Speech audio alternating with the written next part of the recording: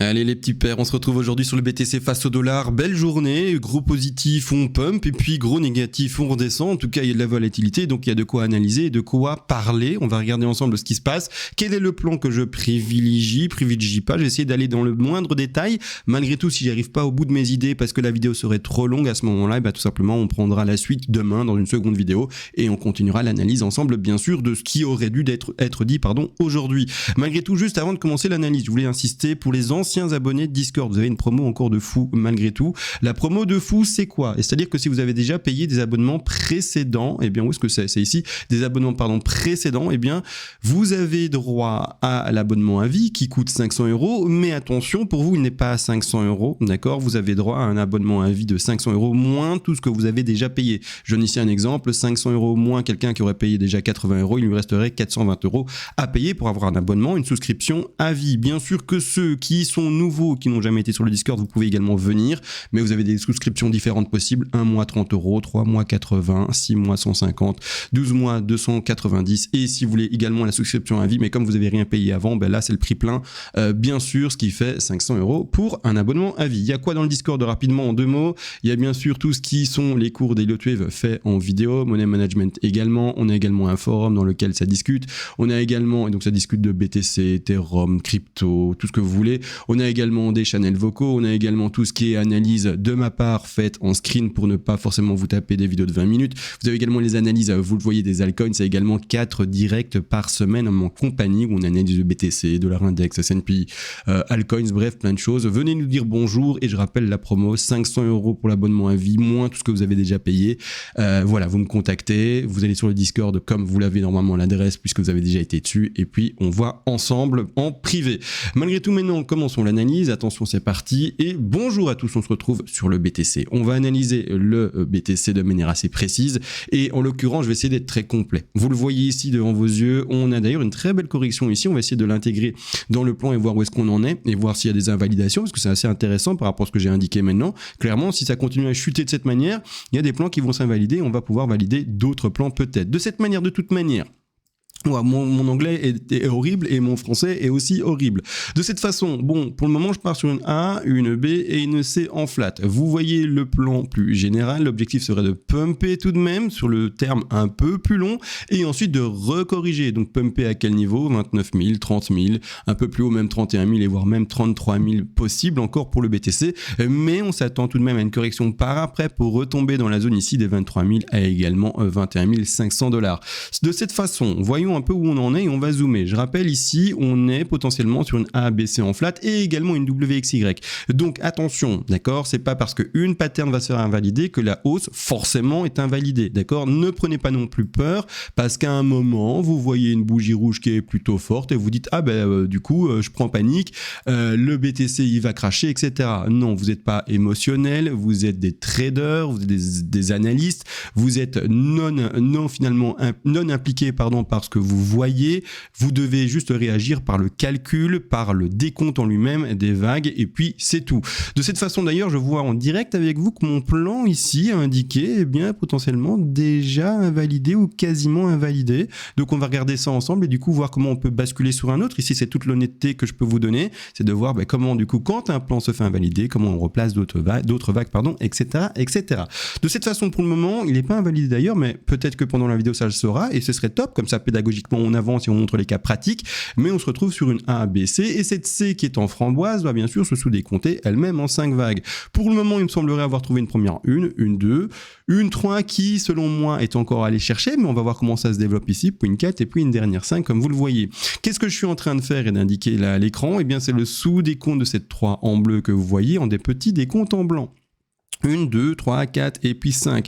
La chose ici, au contraire, enfin pas au contraire, mais en tout cas, c'est que la 3 ne peut pas se faire en ending diagonale. Donc là, la précision à donner, c'est que si cette mèche que l'on voit maintenant se dessiner et qui se finit sur la wave, la vague que l'on voit en framboise, c'est ennuyeux, mais ici, si cette mèche, en fait, le cours descend sous le top de 1, ça sera invalidant, parce qu'alors on va se retrouver dans la potentialité d'un dessin de ending diagonale. Une ending diagonale, ça termine une vague, et c'est-à-dire ça se retrouve dans une vague 5, ça se retrouve pas dans une vague 3. De cette façon, bah non, si pendant la vidéo ça continue à chuter, ou même après vous regardez la vidéo, ça continue à chuter, etc., vous dites, bah voilà, ce plan-là est invalidé. Malgré tout, pour le moment où je parle, ça ne l'est pas encore, en tout cas pour le moment sur l'index, d'accord, sur l'index dollar, avec le BTC. Si jamais vous, de votre côté, sur votre échange plus précis, ça l'a invalidé, je rappelle, vous devez trader par rapport à ce que vous analysez sur votre échange, d'accord. Vous n'analysez pas un échange pour trader sur un autre échange, d'accord. C'est important de l'entendre.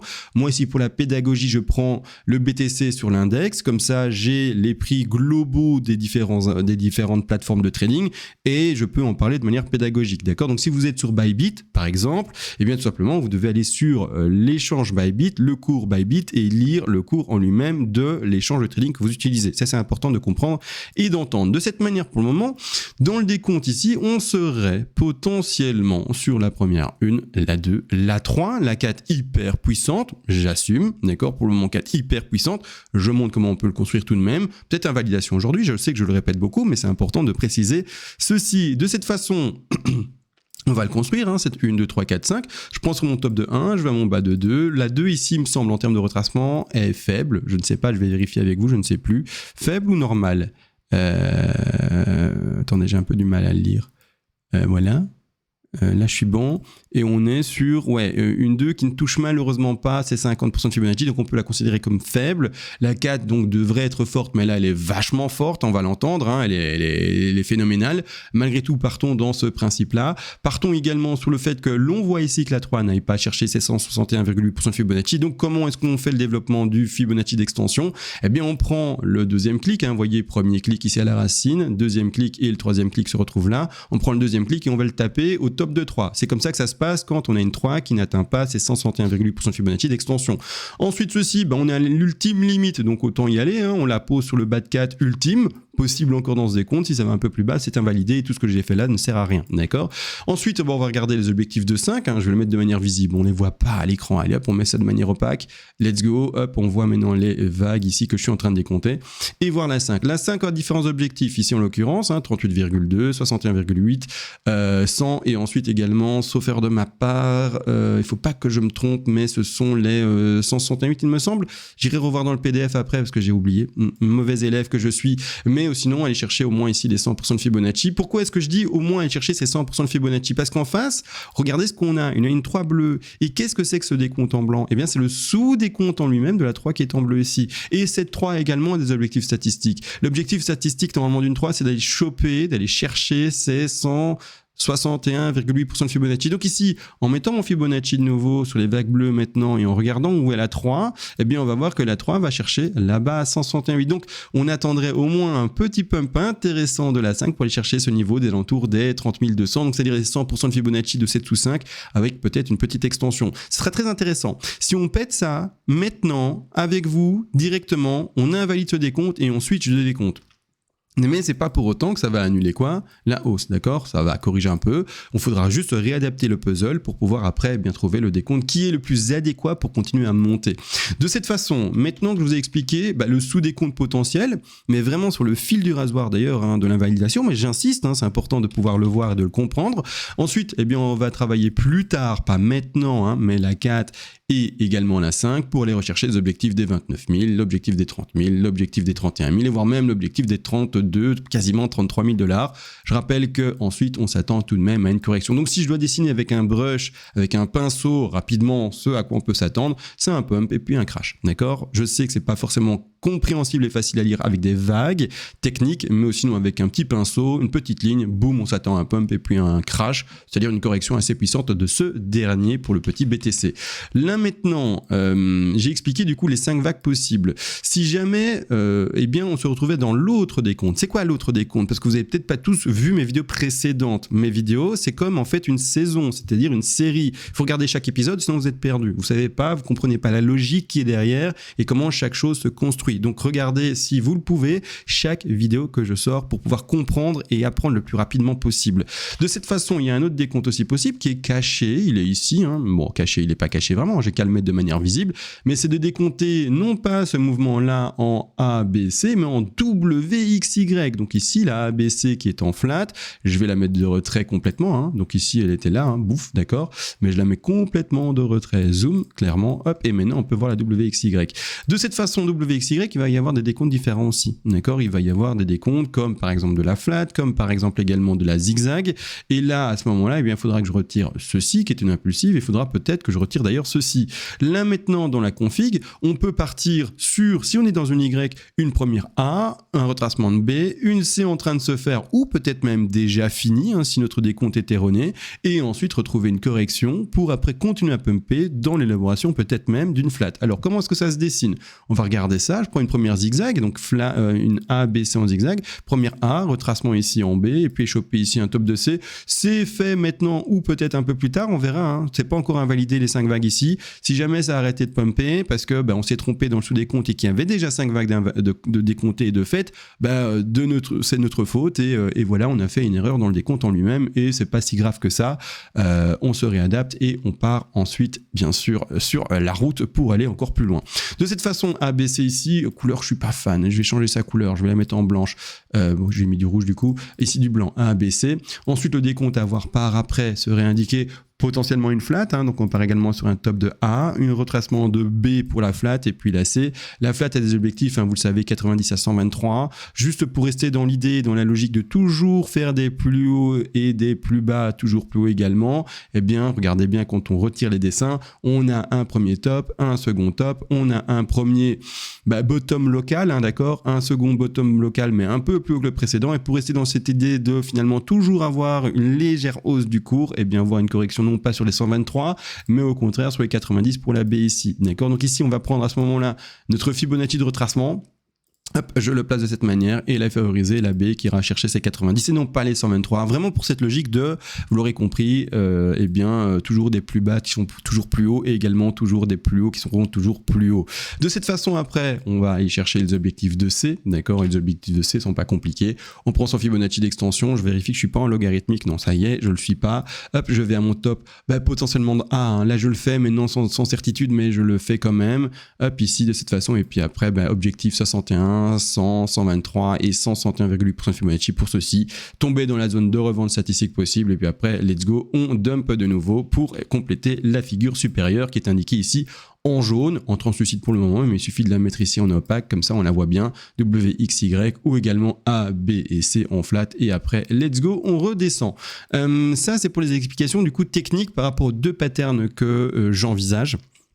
Maintenant, bien sûr, le cours peut faire complètement autre chose et peut-être même maintenant cracher directement, c'est possible, ou peut-être même pas du tout suivre ce que j'envisage par après, c'est-à-dire une latéralisation, mais un pump scandaleux pour aller à 100 000 $, peut-être aussi. Bref, moi, je prévisualise plutôt une latéralisation du cours. Pourquoi? Alors, je le rappelle, on va avoir un halving vers mars-avril d'année 2024 et la plupart du temps, avant le halving, on connaît un petit pump, d'accord? Donc, le petit pump, il a eu lieu ici, je retire ici mes dessins, petit pump qui a eu lieu précédemment ici, c'était quand la date de novembre d'année 2022 à, voilà, on peut même stipuler, le pump a eu lieu jusqu'à juillet d'année 2023, et puis ensuite, on retrouve une espèce de latéralisation, voire même une légère baisse du cours. Bon, on a le cas extrême qui avait été fait, vous le savez, avec le Covid. On avait eu le petit pump et puis latéralisation du cours et puis enfoncement de fou. Mais voilà, là d'habitude, avec le halving, c'est ce qu'on peut retrouver, c'est-à-dire une latéralisation. Et par après, une fois que le halving est passé, retrouver vraiment une accélération du cours pour continuer à monter. D'ailleurs, j'ai fait une vidéo hier, il me semble, sur les prix, les perspectives les plus réalistes pour le bull run à venir. Le résultat, vous allez le voir en vidéo, mais je peux déjà un peu vous spoil et vous le dire tout de même. C'était, il me semble, entre les 87 000 $ max et les 150 000 pour vraiment donner la fourchette basse et haute, mais vraiment dans une projection réaliste. On ne va pas aller sur du $1 million, de $2 millions. Si vous voulez voir des projections comme ça, vous pouvez bien sûr sûrement en trouver quelque part, mais ce ne sera pas sur ma chaîne YouTube, clairement pas, d'accord? Donc voilà, comme ça vous êtes au courant qu'on reste les pieds sur terre ici et on essaye de faire un travail pertinent et pas vous faire rêver. De toute manière, pour le moment, je vais un peu zoomer, voir qu'est-ce qui s'est passé avec la mèche ici. Est-ce qu'elle a écrasé, oui ou non, le top de 1 potentiel? Je zoome. Je vais retirer ici ce travail-là. Hop, comme ça, c'était pour vous montrer l'autre pattern. Comme ça, on a tout abordé. Mais est-ce qu'on a écrasé, oui ou non, le top? Ça se joue à rien. Regardez comment on zoome pour voir ça. Ouais, on l'a pas écrasé, mais ça se joue à 2-3 pixels près. Hein, donc, on peut pas dire que c'est invalidé. Hein. Donc, pour le moment, ce que je vais faire, c'est remettre mes vagues. Ça va être intéressant demain de voir l'évolution de ceci. Est-ce que ce travail a été invalidé, oui ou non? Et puis on verra ensemble, bien sûr, tout cela. Je suis également curieux d'une chose, c'est de voir en fait quelle est la correction de ceci par rapport à ceci. Attendez, excusez-moi, là je réfléchis dans ma tête à beaucoup de choses, à plein de décomptes alternatifs. Je vais peut-être pas les aborder parce que sinon il y aura trop de choses à dire. Mais ok, donc on est 61,8+. Ouais, ok, c'est pas top non plus. Ok. Là, je travaille même pas la 4. Hein. Je suis en train de travailler un autre décompte dans ma tête. Comme ça, vous êtes au courant. D'accord. Bon. Voilà. Tout a été dit aujourd'hui, je pense. Je vous le dis. On reprend une vidéo demain qui va compléter. Si ça continue à corriger, on regardera du coup la correction en flat et d'autres configurations possibles même. Peut-être même des ending diagonales ou des choses comme ça. Je dessine vite la ending diagonale pour vous montrer. Allez, rapidement. Dans le cas où il y a une erreur quelque part, en fait, on fait un top de 1 là. Dessin fait en A, en B et en C. Alors, sous décompte ici, je l'ai pas. Mais bon, il faudra l'accepter si ça corrige plus. Aller chercher un bas de 2, aller chercher un top de 3, aller chercher un bas de 4 de nouveau qui réécrasera à ce moment normalement le top de 1 pour indiquer une très belle ending diagonale et puis terminer avec une 5. Donc pas de panique, c'est pas parce que vous voyez le cours descendre que vous devez tout de suite clôturer votre trade qui a été ouvert, d'accord? Si vous avez ouvert votre trade, par exemple, ce qu'on avait montré sur ce chan, cet endroit-ci, des zones d'achat là-bas en bas, d'accord, sur cette image-ci, et ensuite la hausse possible. C'est ça qu'on est en train de faire. Il y a eu le petit pump ici qui nous a amené vers ces prix-là, d'accord? Et c'est ça qu'on voit. Maintenant, ne prenez pas peur parce qu'il y a une première bougie rouge. Vous ne devez jamais clôturer votre trade manuellement. Vous devez le clôturer par rapport à un stop loss ou un stop profit. Donc le stop loss, une fois qu'il est déplacé au-dessus de votre point d'entrée en trade, ça devient non plus un stop loss, mais un stop profit, étant donné qu'il arrête un bénéfice et non plus une perte. Ça, c'est important de l'entendre et de le comprendre. Donc, pas de panique, ok, pas d'émotion, pas de sentiment, on est vraiment froid et on agit comme des robots, d'accord? De cette façon-là, je pense que j'ai tout expliqué. Attention, cette 1, 2, 3, 4, 5, pas dans une Y, d'accord? Donc, je retire la Y et cette 1, 2, 3, 4, 5 va se dessiner dans quoi? Dans la flat pour compléter, bien sûr, l'AC. Là, vous aurez compris, et j'ai bien sûr superposé 2 vagues et 2 décomptes possibles parce qu'on peut très bien partir à la fois dans une Y ou également dans une C, dans une flat, donc dans une WXY. Donc ici, j'ai mis les deux plans. Ça fait beaucoup. Pour les néophytes, je suis désolé. De toute manière, je vous l'ai dit, il y a le Discord, c'est le meilleur endroit pour apprendre. Et donc, n'hésitez surtout pas à venir nous dire bonjour. Il y a les cours, etc. Et voilà, comme ça, vous serez formé par quelqu'un qui fait ça depuis des années. Sur ce, les gars, on se laisse. On se fait plein de bisous partout. Et sur ce, ciao.